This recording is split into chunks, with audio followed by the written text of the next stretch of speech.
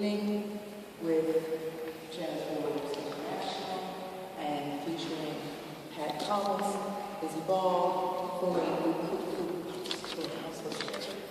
Fumi Okiji, which I will never forget again in my life, Fumi Okiji and Omar Puente. Tonight, I'm going to read this because I think it's very important to say this is, I think probably most of you know about this church itself. I was just told it's the last Hawksmoor church, and it was built in 1730, consecrated in 1730. And it's a mighty edifice. And next week, about 100 years ago, was held here the memorial service for the woman to whom tonight is dedicated. That woman was, and still is for many of us, Emily Wilding Davidson. Emily was an activist who fought for women's suffrage. She was jailed on 9 occasions and force-fed 49 times. She lived from October 1872 when she was born to the 8th of June 1913. Emily was a fierce and determined fighter for women's rights. On the 2nd of April, 1911, the night of the 1911 census, and I've seen this space, Emily hid in the cupboard at the Palace of Westminster so that on the census form, she could legitimately call her place of residence the House of Commons. So the 1911 census says that that's where she lived, and Tony Benn in 1999 commemorated a plaque to her memory, and when you go there, you can see it.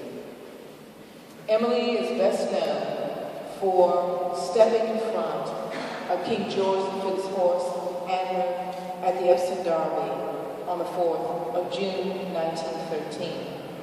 She sustained injuries that were fatal, and she died 4 days later.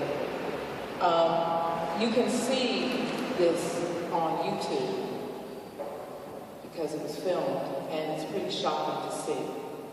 There are a lot of sort of theories about what Emily was doing.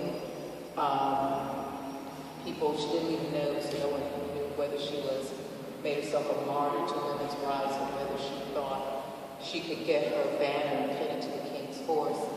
The horse was moving at 35 miles an hour, so I don't know how she might have thought she would have succeeded to do it. But people have studied the newsreels that say it still exists.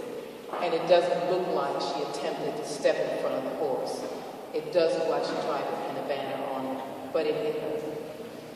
Her funeral was held on the 14th of June, 1913. It was a funeral procession of 6,000 women dressed in white, and the funeral was held right here. The memorial was held right here at St. George's. She was buried in Morpeth in the family plot, and her gravestone bears the slogan, "Deeds, not words." So tonight is dedicated to a woman who lived her life exactly that way. And I hope we now can have just a moment's silence to remember her and what she did, not only for women, but all the women around the world right now who are fighting for the rights of women to go to school, to live their lives.